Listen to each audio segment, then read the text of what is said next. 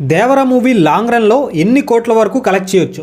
చాలామంది 1000 కోట్లు, ఇంకొంతమంది 1200 కోట్లు, 1500 కోట్లు, ఎవరు మార్క్ వాళ్ళైతే చెప్తున్నారు. బట్ 1000 కోట్లు అనేది అంత సింపుల్ ఏం కాదు. కల్కి మూవీకే చాలా ప్రాబ్లం అయింది.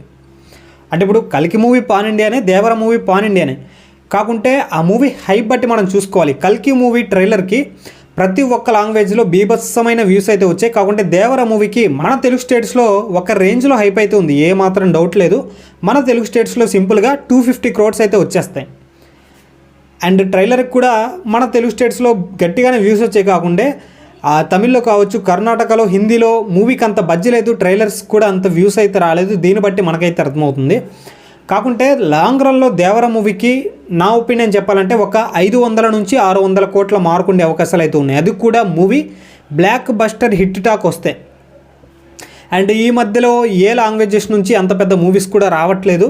సెకండ్ వీకెండ్లో అంటే దేవర మూవీ రిలీజ్ అయినా అండ్ సెకండ్ వీకెండ్లో అయితే కొన్ని మూవీస్ అయితే వస్తున్నాయి. అవి కూడా చిన్న చిన్న మూవీస్, పెద్ద పెద్ద మూవీస్ ఏం రావట్లేదు. ఈ విధంగా మనం చూసుకున్నట్లయితే దేవర మూవీ ఖచ్చితంగా 500 నుంచి 600 కోట్లు కలెక్ట్ చేస్తుంది. అయితే మన తెలుగు స్టేట్స్లో చూసుకున్నట్లయితే 250 crores పక్కా వస్తాయి. ఎందుకంటే ఎన్టీఆర్ గారి సోలో ఫిలిం 6 years తర్వాత వస్తుంది కాబట్టి ప్రతి ఒక్కరూ థియేటర్కి వెళ్ళి చూస్తారు. ఫ్లాప్ అయినా హిట్ అయినా థియేటర్కి వెళ్ళి చూస్తారు కాబట్టి ఖచ్చితంగా 250 నుంచి 300 కోట్లు అయితే వచ్చేస్తుంది.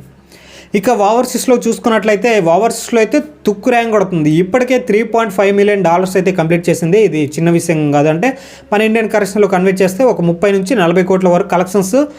మూవీ రిలీజ్ అయినా ఇంకా 2 days ఉంది మూవీ రిలీజ్ అవ్వడానికి, అప్పుడే 30 నుంచి 40 కోట్లు అయితే వచ్చాయి. ఈ విధంగా ఈ రేంజ్లో మనం చూసుకున్నట్లయితే ఓవర్సీస్లో 150 నుంచి 200 కోట్లు వచ్చే అవకాశాలు అయితే ఉన్నాయి. అంటే మన తెలుగు స్టేట్స్ అండ్ ఓవర్సీస్ ఇవి రెండు కలిపి దేవర మూవీకి ఖచ్చితంగా ఒక 400 కోట్లు అయితే వచ్చేస్తాయి, డౌట్ లేదు.